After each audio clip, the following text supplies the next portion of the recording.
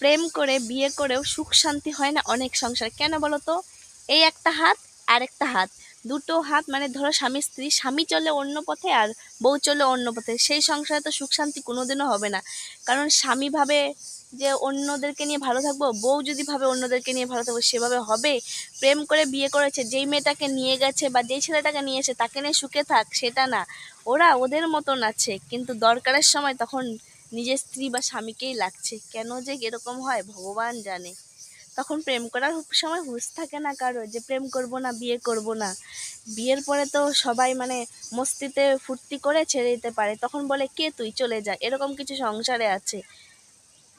প্রেম করে ভালোবেসে কিন্তু বাড়ি গাড়ি সব করা যায়, কিন্তু অনেক সংসারে বাড়ি গাড়ি কিছুই হয় না, হবে না, কারণ তার সংসারে না অনেক মানে অচেনা ব্যক্তি মানুষ ঢুকে যায় তাদের সংসারে, মানে দুজনের স্বামী স্ত্রী ঠিক থাকে না, তারা তাদের মতন চলে, তার জন্য কিছু হবে না।